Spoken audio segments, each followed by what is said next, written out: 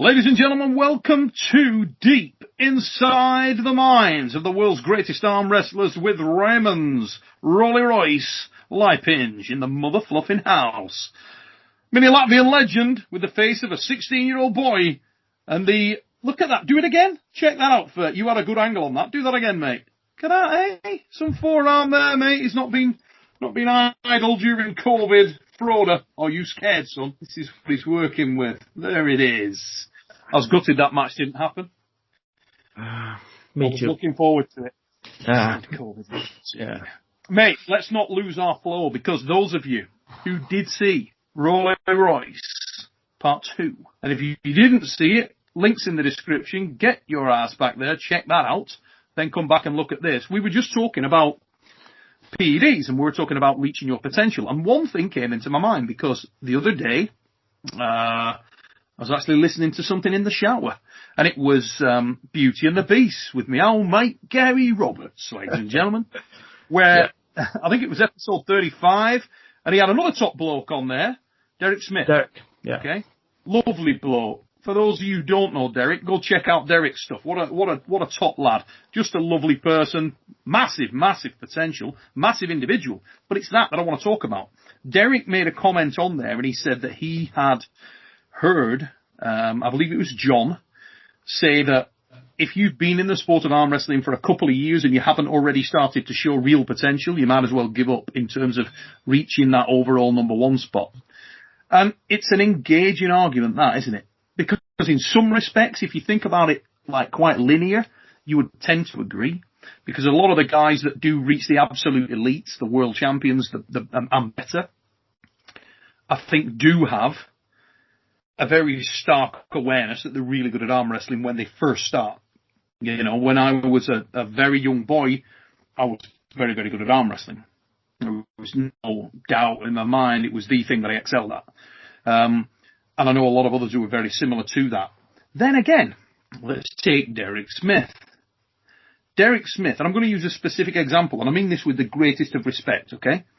Derek Smith was in a situation where he lost a match or was competitive close to Gary Roberts at the time when he started the sport. Now, I'm going to make a claim that when I was 15 or 16 years old, I would have absolutely thrashed the piss out of Gary Roberts at any time that I've seen Gary. Okay, I believe that to be the case. When I was knocking on the door of winning my first British title at sort of top back end of 16, I was pretty strong. So if you trace back, I'm having good matches at that time with people like Pascal Girard, Bill Frank in Germany when I'm late teens, you know, top guys as a late teenager. So at an early age, I knew that I would get really good at arm wrestling. I was never under any doubt about it. Yet Derek came in and wasn't at that level at all. And this wasn't, you know, like I'd gone out and had some monk on a mountaintop train me. I hadn't been over to Engin's house and lived in his basement for 3 years. This was as a relative novice and then learning basic things, you know, immersing myself in the sport, going to events, travelling around, my dad taking me to places, trying to pick up this, that and the other. But not really any level technically, just had a lot of top-end power. But I'm working with physical limitations. I'm 6'1". I've got a medium length forearm, relatively small hand, comparatively speaking. Have wrist strength and things like that were in my favour. Now you look at Derek Smith, big boy. You know, gotta be what's Derek? 6'5", big man. I mean, he's got to be 6'6", 6'5", huge dude. Probably weighs 300 pounds. I don't know what Derek, what do you weigh, my brother? He's big. He's a big boy. You wouldn't want to be in the bottom bunk and the bed collapsed. Yeah. Would you? For sure. You know what I mean? I mean, when Derek gets a hooker and he's on top, when she fucking leaves in the morning, she doesn't need to open the door. Just goes straight underneath.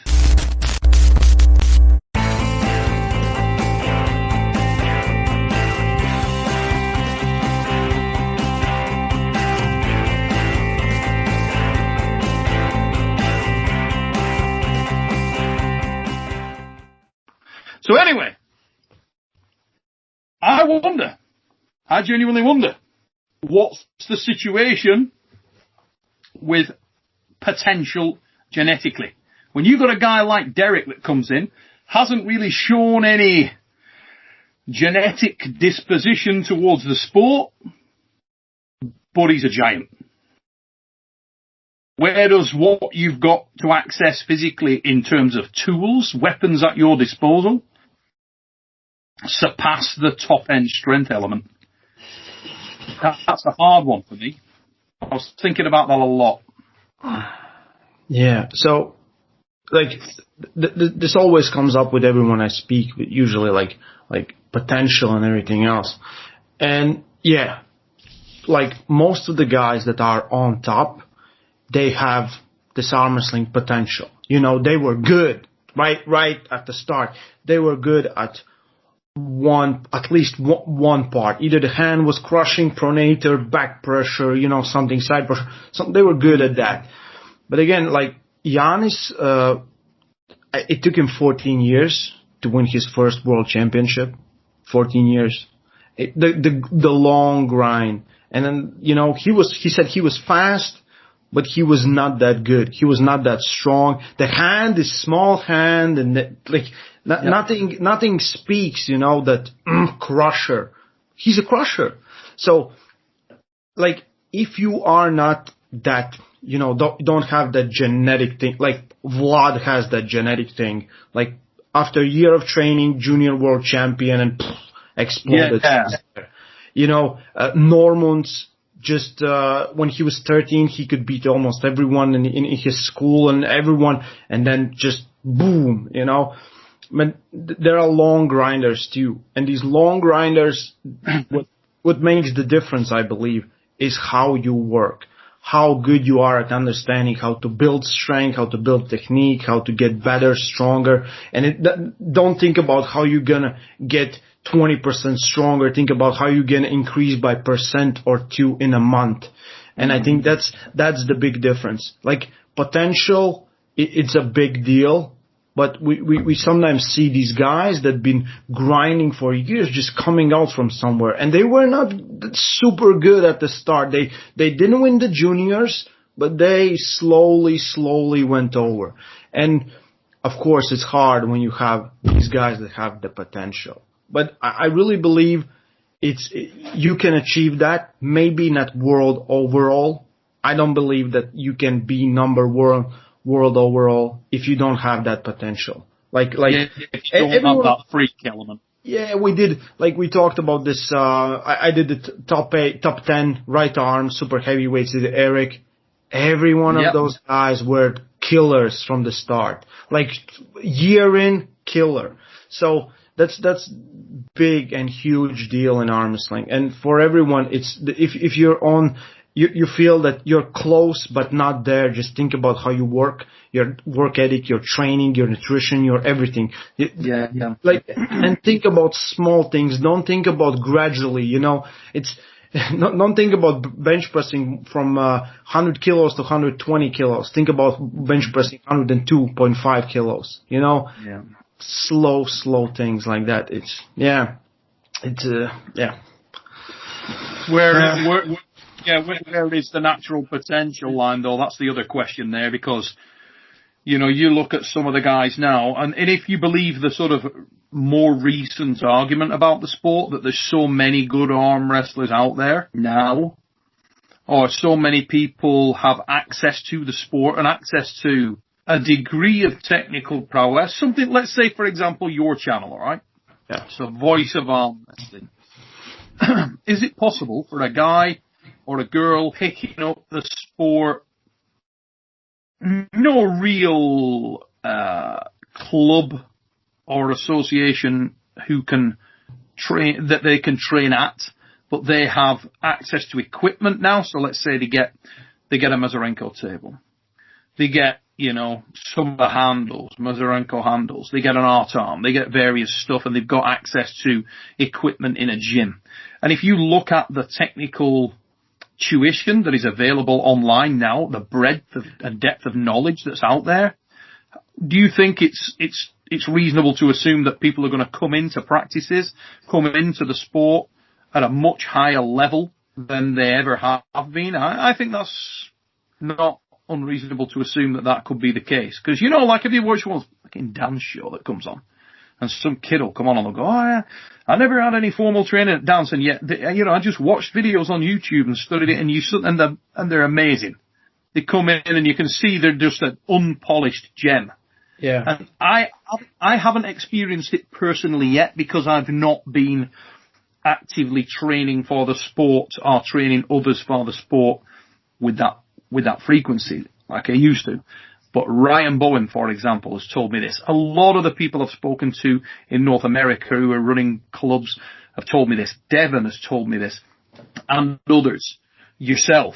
That guys are showing up at practices. They've never been near a table. And they're already top rolling. They're already hooking with a degree of technical prowess. That's fucking awesome.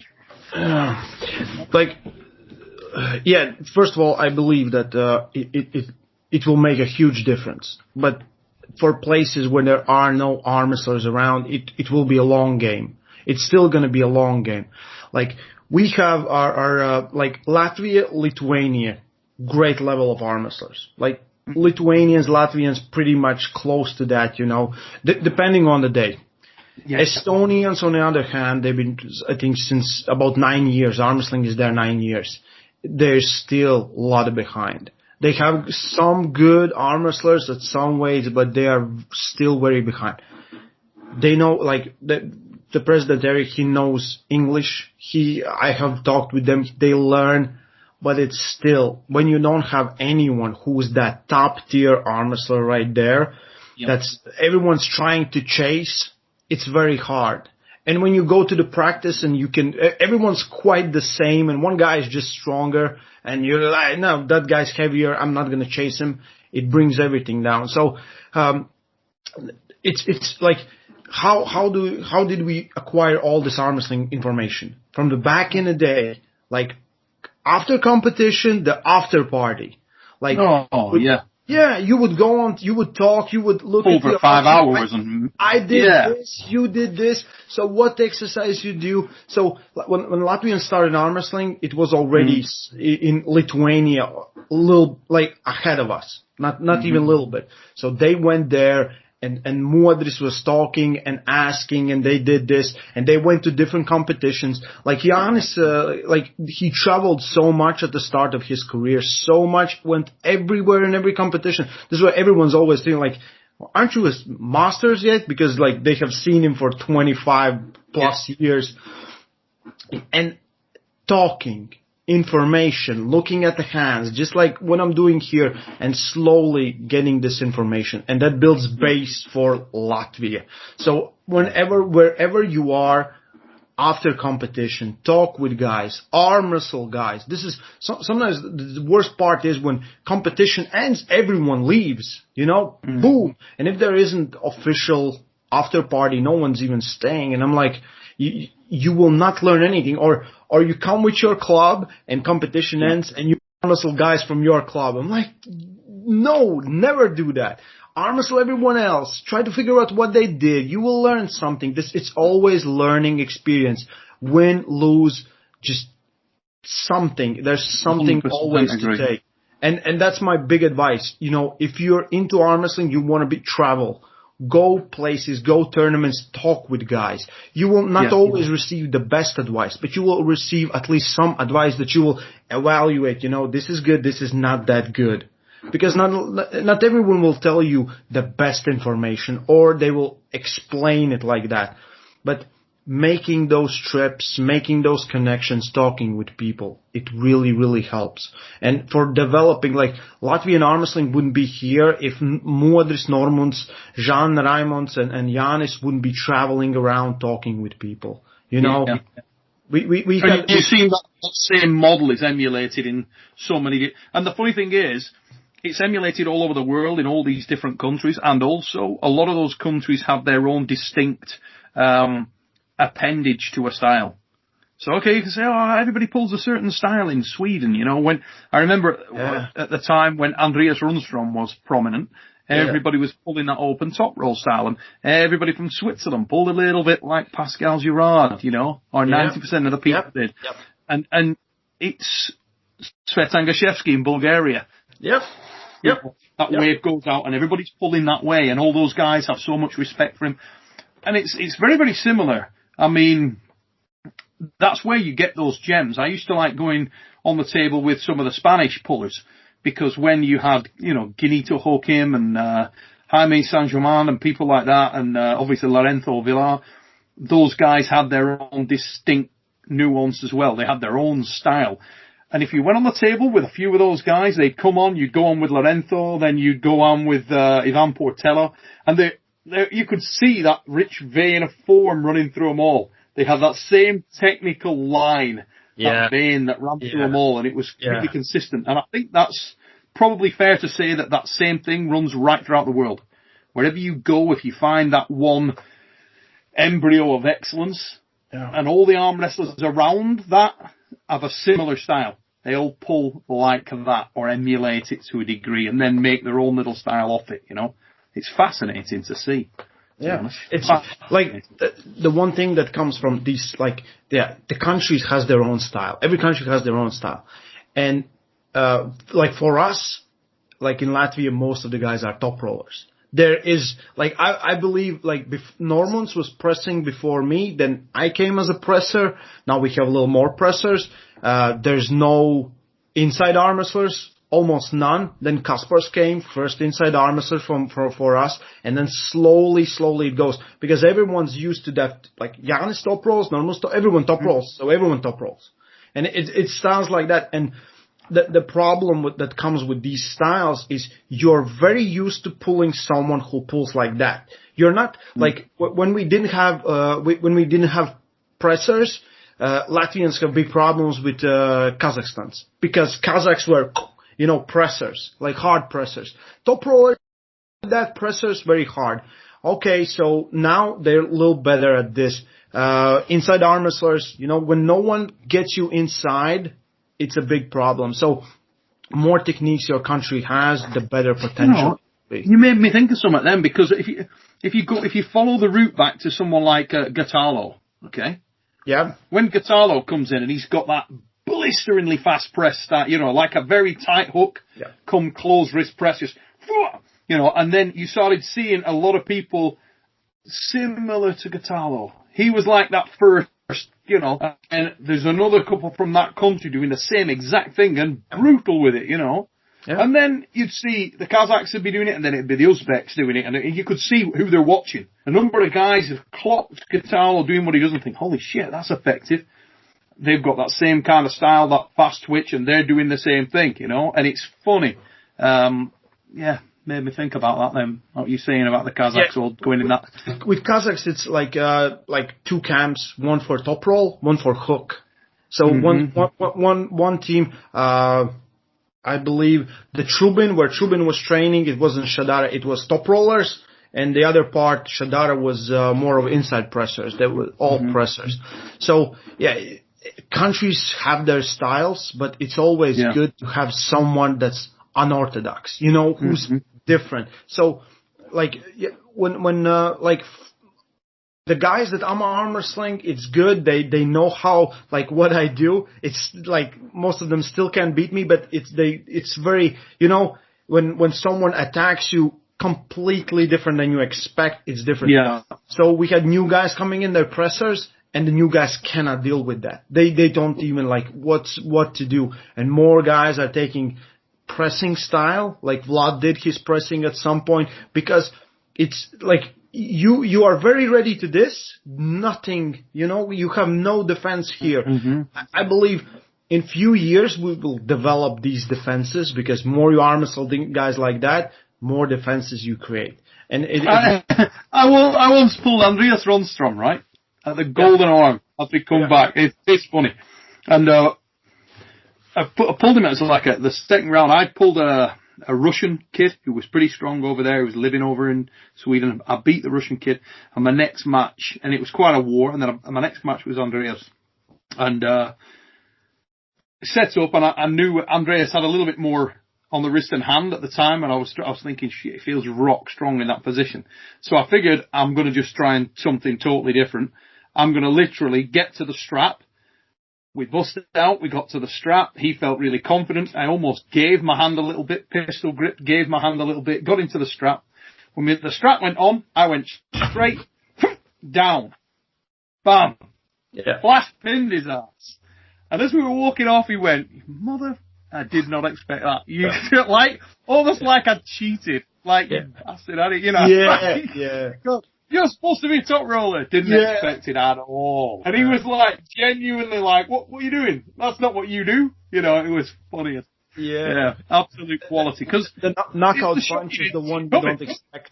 That's the one. Puts you on your ass because you didn't see it coming at all. Yeah. You know, and it's great. Now and again when one comes off, 9 out of 10 times it probably doesn't happen. I love how you keep looking at what the cat's destroying. Your cat is doing something. What is it? What has it done? Climbed up on top of that? I don't know. Cat may die. I believe there's a fly somewhere here. He's trying to kill it, you know. Okay. Just hear the noise he's making up the top there, and you're going, oh shit. And he's going to die. Mate, it's fascinating, your cat. I love that cat. I don't think we've ever done an episode of anything where he's not been in it. He's always there, isn't he? He pops up and creates mayhem. Anyway, enough of the pussy. Let's talk about some of the more questions you've got and other stuff you wanted to cover off, because I know you had quite a few points. Yeah. So, it's kind of pointing, so 2014, I talked about everything up until 2013. So 2014, I left my job at Salisbury where I was training the school kids, and then I went to the just fitness gym, created my arm wrestling, just like times when we trained for arm wrestling, and slowly, so before that, it was just, you know, the kids that I trained. I didn't have a team. So my team was that team, but basically no team. So, I went to work in a fitness club called Georg's 5. So G5, and,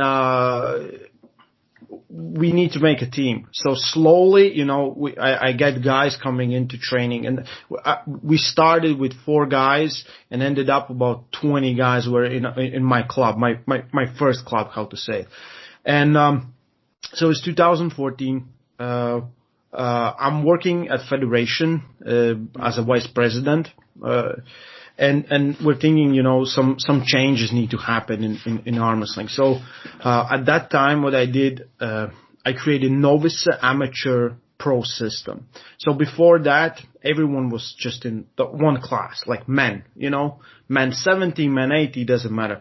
So I said, like, we need to create system where you go through stages, because we're like, some classes are full, but if the class has Giannis and Raimonds, no one's going to that class. No one's coming to competition. Yeah, because, you know, for like, they dominate for 15 years, something like that. So we create, novice class, amateurs, juniors, and things like that. So there's more people are interested in the sport, because, you know, you can start your career at beginner and slowly you go up. And the system has been somewhat good. Like, looking back at everything, we have really good talent coming out from that. But most guys still don't take the pressure from going amateur to the pro levels. And because it's so hard, you know, when the best of our guys are there, it's very, very hard to arm wrestle with them when someone as good as, like 78 kilo class with Giannis, Kaspars, Marats, and Gunnars, and Juris, like 5 guys, top notch. They would do really good at world level, and there are 5 guys there. They just, you know, so it's nobody wants to be in there. You've always those 5 and nobody else. Yeah. So, I make my team, and we have nationals, and first time we're gonna do team cups, like in Latvia. And, no, I think that was the last year where we did both arms together. After that, every time we did separate arms, so left and right national champion before that. So I made a lot of these changes when I started, because I felt like it could help people come in and stay. That would be the idea. Because if you're all the time, you're winner with the left arm and you get down to 7th position with right arm and you never get to that top 3 spot, you're confident. You don't want to do this anymore at some point. And so we had this rivalry between me and Jānis' team. So Jānis' team is koka roka, which is wooden arm. So wooden arm. And 2014, I think he wins. His team wins. We got 2nd spot, and it was really close. My team was pretty good, but overall they win by I think 2 points or something like that. And everyone's always thinking like we have this big rivalry. But me and Jānis, we talk all the time. We train together. We have all ideas. Everyone's usually like, we do parties together, both clubs and things like that. And, but it really happened 2015, what really changed, I think, most of the things in Latvian arm wrestling. So 2015, the club where I was working shuts down. So it's late August. So I'm walking from my work to my house right here. So I'm walking and I go by my school. So where I learned. So, not the professional high school. So Riga Technical College. So I'm walking by and I'm like, I think it was September, like 1st or 2nd, something like that. And I go by and I'm looking at the windows in the gym and I'm like, okay, maybe I should talk with a school teacher, my old teacher. So I go there and I ask, like, what's happening with the gym? And Jānis' team was renting the gym at some specific times, and they were training there on 3 times a week. So I said, what's happening all the other time? He's like, basically nothing. So we made a deal. I took over the gym. So I'm just, basically renting it, but we live there. And so since that point, we moved there. Both clubs, like Jānis' clubs has Tuesday, Thursday, and Saturday. We have Monday, Wednesday, and Friday. So these are the times when we train.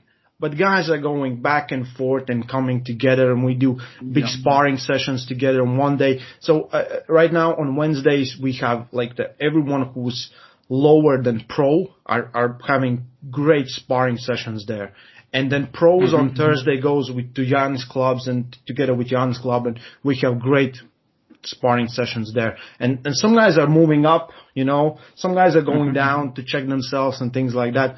So it was really good thing because like the internal rivalry, it was on different levels since that. Because we're basically in the same house. We know each other. We don't hate each other, but we want to be better. So yeah, of course you do. So when I left the club, we thought about. I said like we need to make real team, like register and do things, everything. So I created Team Legacy, and that's my motto. So that all I want to leave behind is good legacy. That's all I want to do. That's my whole plan for all this. So my team legacy, and we started, to have more people coming in and good talent. And, 2015 really changed a lot of things for us. And we worked with federation. We had better equipment. Everyone is really training hard together. And when everyone is together, the level keeps rising and rising and rising. Sure. Yeah. And so now I would say like 5 years later, one of the best things we done, because the top guys are so ahead of everyone else. For someone to come in, like usually sometimes the novice guy who were really good, they can in 2 years go to pro. Now it's very hard for them to be to place in top 3, top place in top 5. So even though it feels, we did something good, I believe this difference may bring some people back. But again, arm wrestling is special sport. We need those stronger guys. I don't want to, my national team should be the best of the best, not the ones who want it most, So the better guys will always rise to the top and some will fall behind. but with hard work, you can always achieve that. So since 2016, my team has won every national championship. So Jan's team has been second all the time. We've been first, and that was one of the big achievements for me because I did it, you know. And Jan their team were dominating for so long, like really long, for like there was no one better in the country than their team, like for a decade, you know. And we come in, and it took us 3 years with help of Vlad, me, Kaspars, and our best guys, and we did it. And with juniors, new guys coming in, and it's not like it's a big deal, but it felt big deal for me. You know, I felt. Sure, I bet it did. Yeah. Yeah, because we really work hard, we train hard, and guys loved it. You know, that rivalry. But you know, when you are on top for too long, everyone gets too used to that. So we'll see how it happens in future, because it's easy to win, it's hard to maintain. You know. Oh. Yeah, like with everything. It is, mate. Yeah, the first win, that's one thing. And after that, then it's the real test of the champion. Yeah. Just incidentally, Ray, two things. Number one, I can hear myself in the background. I can do this. Echo. Yeah, all the time or now? Just now? Just a minute ago, but it's quite cool. It's like it's a cave effect. But also, you've got your background blurred as usual, and it's a goddamn shame, because in the background, Bowen is having a fucking field day. If you had that on and you had like a GoPro on your shoulder, you could have full on filmed a Whiskers commercial. Not a problem.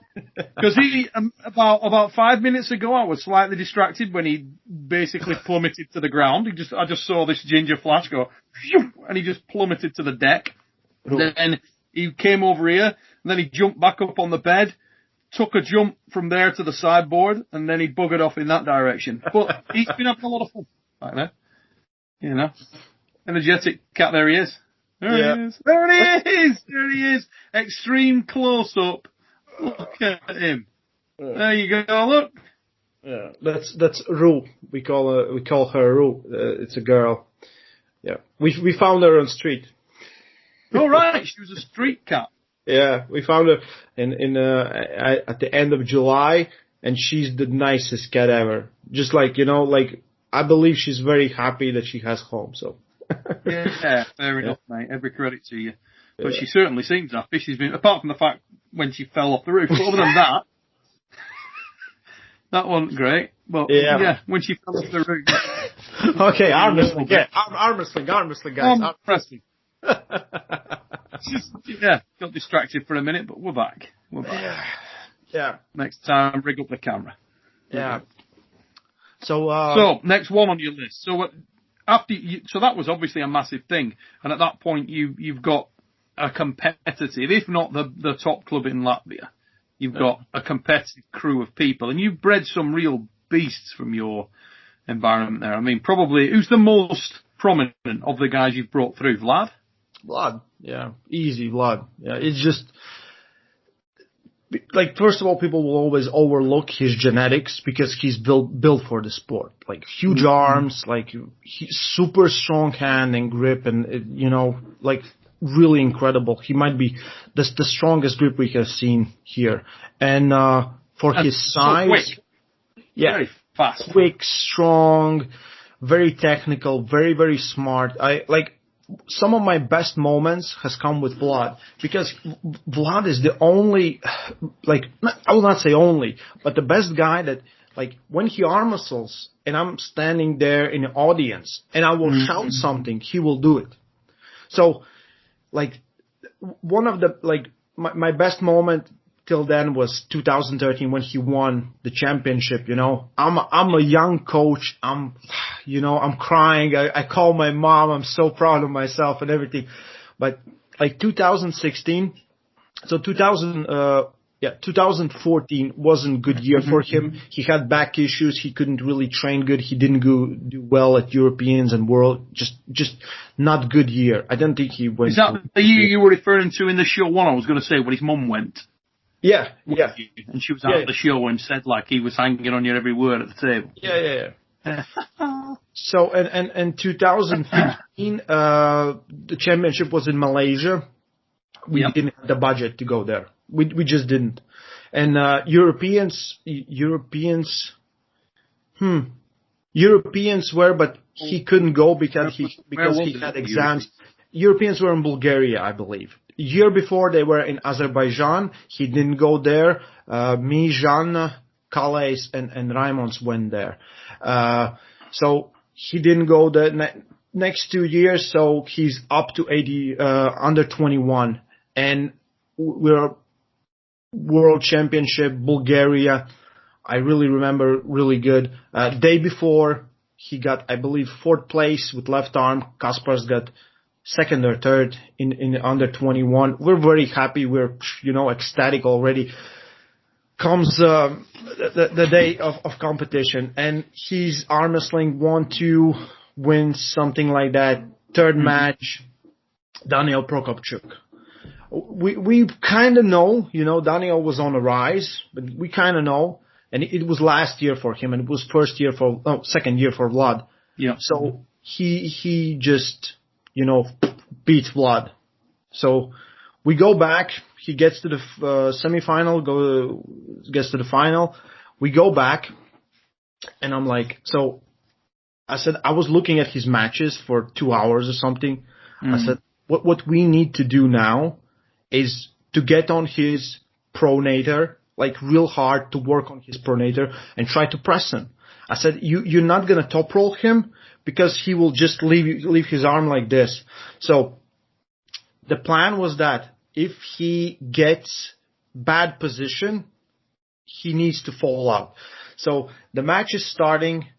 He gets in good position, but makes a mistake and goes back, and he moves his elbow forward. And I remember Igor was commenting. He's like, Mazarenko, he's like, no, Vladislav, why did you do that? No. And he goes off, and I said, go try again on his pronator, nothing else. And he gets on his pronator, he presses him, he wins the first match. And the first match took about 40 seconds. I said, next one, no match needed, flash pin him. And he flash pins him.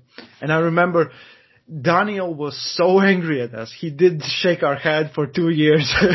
After that, we wow.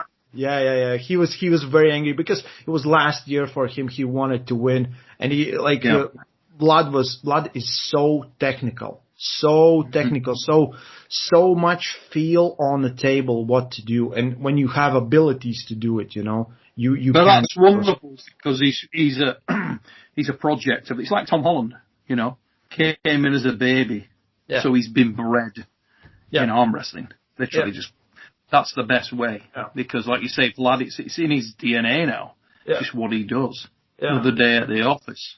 Yeah, but it's for every match usually, when he arm wrestles, whenever one of my guys arm wrestles, I will tell what the opponent's gonna do. You can tell by the stance, by the foot placement, things like that, where the shoulder is, something like that. So at least it gives some ideas on how to defend this match or to win this match. So we try these things out in training. If you never pressed anyone like this, you ain't gonna do it in WAF World Championship final, especially when you're two wins behind. So we practice those things, we drill those things in, and Vlad is the best variation of that. Listens, believes himself, believes in me, believes in, does with everything. That does everything he needs. And next year he won, so 2017, he won Europeans. He got 2 silver medals in Europeans, I believe. Or no, he had problems with right hand. Right hand problems has been going off and him. He got silver and maybe 2 silvers, or maybe I can't forget. It's too much. But in the Worlds 2017, he won juniors right arm under 21. His last year. He won. He got 2nd in juniors left hand. He got 2nd in senior left and right. He got 4 medals. 80 kilo was that? In 75 kilo. 75 kilo. 75 kilo. Okay. Yeah. And I remember we coming back. Was Giannis pulling in the 75? Yes. That year? Third. Well, Yellow, he was third. So Vlad was second, he was third. Yeah. Year before. What a year that is.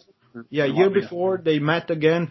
They met in Worlds, and Giannis won. We said if anyone takes the center, you have to give up. So Giannis took the center. Vlad held on a little bit too longer than he should have, but he gave up. And Giannis got sixth that year, something like that. But next year, they were both were in semifinal. We're happy that they were in final in Samushi. And then he went on to Zloty Tour, got third, beat Samushia there. So, and I remember coming back from that. I said, okay, so we have done everything we wanted. We won the juniors, we won the under 21. So next thing, I want you to have like this transition from juniors to seniors, where you are on that level. Mm-hmm. European champion, left and right, 80 kilos next year. So I believe it's right there. It's sometimes circumstances. It's a lot of things going on. Last year we had government support, so he got money for his placement. This year, as there was no competition, there was nothing there. But that was the first time he got that for gold medal in Europeans in 2018. I got something as a coach, which is good, for me at least. Of course it something. Is, yeah, because if nothing else, it helps you put towards expenses. Yeah. The cost of travel and training expense, but certainly travel and your week, because you're doing effectively a week at Europeans, a week at Worlds. So no, that we cover with federation. So federation. Okay. So you do get that at least covered. Yeah, like we work with very, very little that we have compared to many countries. And look at Turkey and places like that where they used to get gold bars. I mean, that always used to amaze me when Engin told me that, they would get gold for winning medals at World Championships. Yeah. That's absolutely.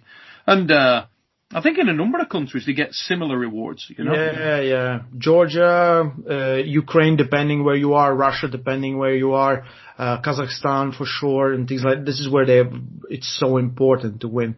So, I really believe that now that our arm wrestling is recognized sport, because WAF Federation is recognized under GAIS, that was Sport Accord, we have like this system where you get something, if you place top 3 in World or Europeans.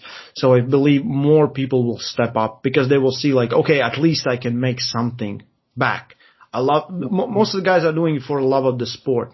Like Yanis, Raimonds, I believe Jean has gotten the only one who has gotten some money from government, and everyone else never gotten anything. Nobody else. Yeah, and it's disappointing. I know how much hard work they have put in.